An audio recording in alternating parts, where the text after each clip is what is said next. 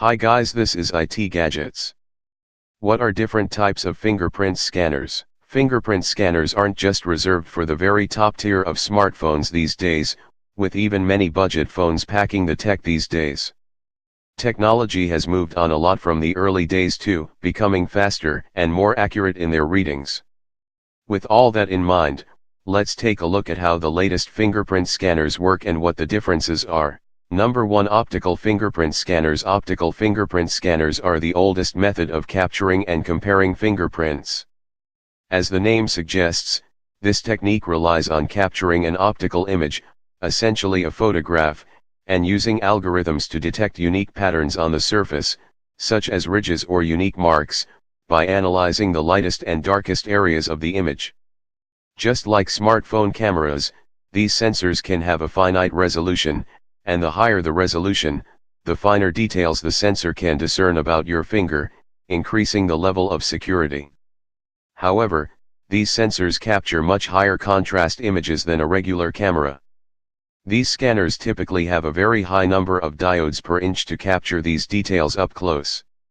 Of course, it's very dark when your finger is placed over the scanner, so optical scanners also incorporate arrays of LEDs as a flash to light up the picture come scan time. Such a design is a bit bulky for a smartphone though, where slim form factors are important. The major drawback with optical scanners is that they aren't difficult to fool. As the technology is only capturing a 2D picture, prosthetics and even other pictures of good enough quality can be used to fool this particular design. This type of scanners really isn't secure enough to trust your most sensitive details to. It's also slowly being phased out these days. However, with the move towards bezel-less displays, smaller optical modules may make a comeback, as they can be embedded underneath the display glass and only require a small area footprint. Synaptics, which develops a range of scanner for smartphones and other products, unveiled its Natural ID FS9100 optical fingerprint sensor with this in mind. This module can operate successfully under 1 mm of glass and with wet fingers, something that messes. Number 2. Capacitive scanners. The most commonly capacitive scanner. You'll find these type of scanner inside various flagships, including the Galaxy S8, HTC U11, LG G6, and others. Again, the name gives away the core component, providing you're familiar with a little electronics, the capacitor. Instead of creating a traditional image of a fingerprint, capacitive fingerprint scanners use arrays tiny capacitor circuits to collect data about a fingerprint. As capacitors can store electrical charge, connecting them up to conductive plates on the surface of the scanner allows them to be used to track the details of a fingerprint. The charge stored in the capacitor will be changed slightly when a finger's ridge is placed over the conductive plates, while an air gap will leave the charge at the capacitor relatively unchanged. An op-amp integrator circuit is used to track these changes, which can then be recorded by an analog to digital converter.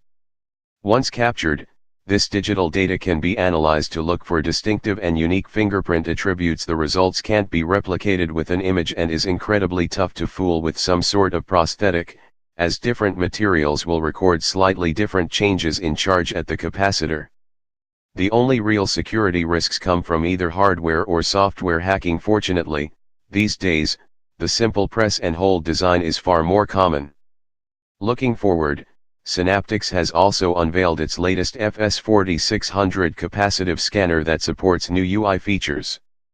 These include soft button support to act as NIR support. Of course, this isn't the first scanner to support gestures.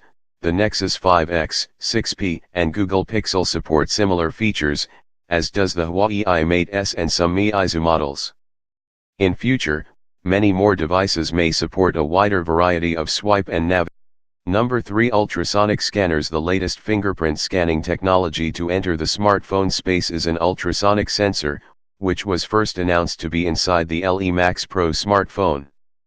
Qualcomm and its Sense ID technology are also a major part of the design in this particular phone. To actually capture the details of a fingerprint, the hardware consists of both an ultrasonic transmitter and a receiver.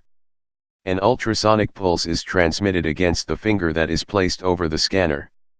Some of this pulse is absorbed and some of it is bounced back to the sensor, depending upon the ridges, pores, and other details that are unique to each fingerprint.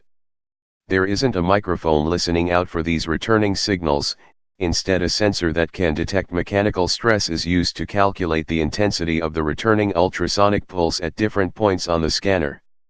Scanning for longer periods of time allows for additional depth data to be captured, resulting in a highly detailed 3D reproduction of the scanned fingerprint. The 3D nature of this capture technique makes it an even more secure alternative to capacitive scanners.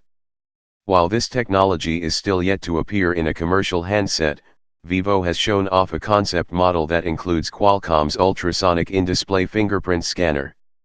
Although not as snappy as other scanners yet, partly due to the reasons mentioned above, Vivo's prototype manages to hide the scanner under the smartphone's display, which could be a particularly useful feature as handsets move towards smaller and smaller bezels. Speaking of under-the-screen sensors, both Samsung and LG are working on their own in-house technologies too. This is IT Gadgets. Thanks for watching. Don't forget to like and subscribe.